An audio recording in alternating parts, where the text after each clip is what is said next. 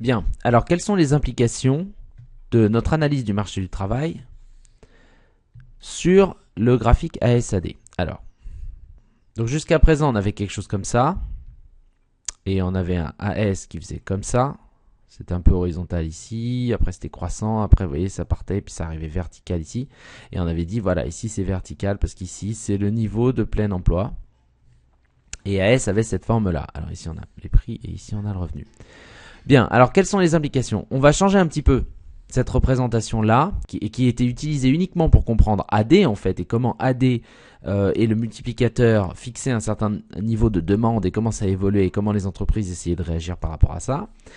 On va maintenant, avec ce qu'on a dit sur le marché du travail, affiner un petit peu ce graphique. Alors, en fait, le plein emploi ici, c'était vraiment l'idée qu'on pouvait embaucher tout le monde. Or, très clairement, on ne peut pas embaucher tout le monde. On ne peut pas embaucher tout le monde puisque notre analyse du marché du travail a bien montré ici les quantités travaillées, ici W sur P, le salaire réel, donc ici l'offre de travail des ménages, ici la demande de travail des entreprises. Et donc ici, vous voyez, en L étoile, pour un salaire réel qui est celui du marché du travail négocié, W sur P étoile. Donc W sur P étoile mène à des quantités L étoile embauchées. Et ça, c'est le plein emploi.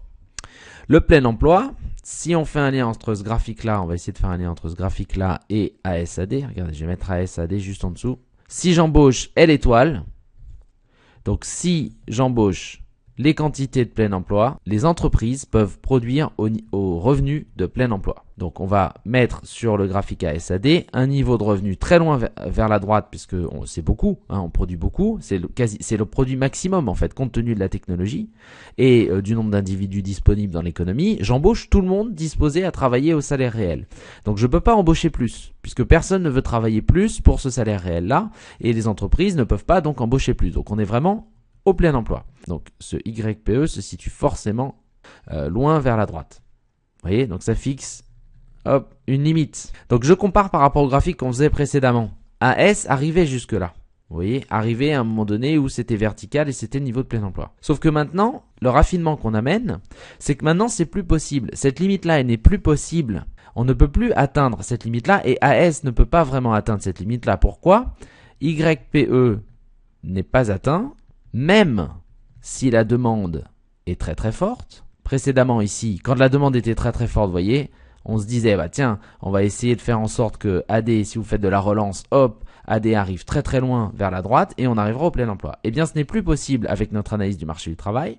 Le revenu de plein emploi n'est pas atteint, c'est ça que j'ai essayé d'écrire pitoyablement, car il existe, ça c'est le symbole pour il existe, du chômage structurel. C'est-à-dire que le marché du travail ne s'ajuste pas de sorte à obtenir ce salaire-là d'équilibre et ces quantités-là travaillées maximales. Donc il existe du chômage structurel. Donc on ne peut pas atteindre cette limite-là. Ça veut dire quoi? Ça veut dire qu'il existe une autre limite qui est la limite maximum qu'on va pouvoir atteindre. Cette limite-là, donc c'est une verticale puisque c'est une limite. Hein, vous pouvez pas vous déplacer vers la droite, donc on peut pas faire une, vous voyez, on peut pas faire une courbe qui irait vers la droite puisque on arrive à une limite. Donc la limite, c'est forcément quelque chose de vertical par rapport à notre graphique. Donc il existe une limite, mais cette limite n'est plus le revenu de plein emploi. Cette limite, c'est ce qu'on appelle la limite du chômage structurel. C'est-à-dire que si la demande est suffisamment forte, on n'aura pas de chômage conjoncturel, puisqu'on a dit dans les vidéos précédentes que le chômage conjoncturel est lié à la demande, à la position de la demande. Donc si la demande est suffisamment forte, on n'aura pas de chômage conjoncturel, mais on aura quand même du chômage lié au dysfonctionnement du marché du travail, et ce chômage est dit structurel. Donc ici, c'est le niveau, on va dire, le revenu maximum, qui est conditionné par le chômage structurel ou chômage d'équilibre. On pourrait dire, mais on va l'appeler, qui est conditionné par le chômage structurel. D'accord?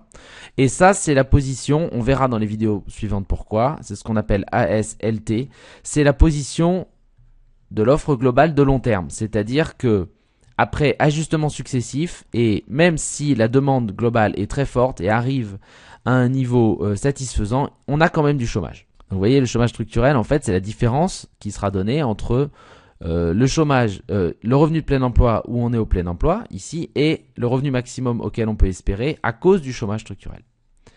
Ici, regardez, on a du chômage structurel. Si on revient sur le marché du travail, si on revient sur le marché du travail, ici on a du chômage structurel parce que le salaire réel qui va se fixer en fait concrètement, comme on l'a dit dans les vidéos précédentes, eh bien, vous voyez, il se fixe à un niveau supérieur au niveau d'équilibre et donc ici on a du chômage. Donc voilà, le chômage structurel, il est atteint ici. Et ensuite, eh bien, à partir de cette limite de ASLT, donc l'offre de long terme, à partir de cette limite, il va y avoir une offre de court terme qui peut dépasser la limite à très court terme sous certaines conditions. On va voir ça vraiment dans les cours suivants.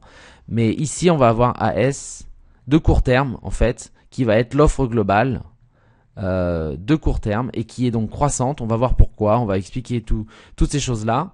Mais l'intérêt de l'analyse du marché du travail, c'était déjà d'expliquer qu'il existe un chômage structurel et ce chômage structurel vous détermine la position de AS à long terme, c'est-à-dire vous détermine la limite et vers quoi va tendre le chômage quand les problèmes de demande seront résolus. Il y aura toujours un problème d'offre et il y aura toujours ce problème de long terme qui est le chômage structurel. Et pour lutter contre ce chômage structurel, c'est-à-dire pour essayer de faire en sorte qu'on arrive encore plus au plein emploi, tout l'objectif, ça va être de déplacer cette verticale par un certain nombre de politiques qu'on appelle des politiques de l'offre ou des politiques structurelles, déplacer cette verticale et déplacer AS de sorte à ce qu'on tende vers ce niveau-là. Et donc, si on déplace le tout, vous voyez, ça fera quelque chose comme ça.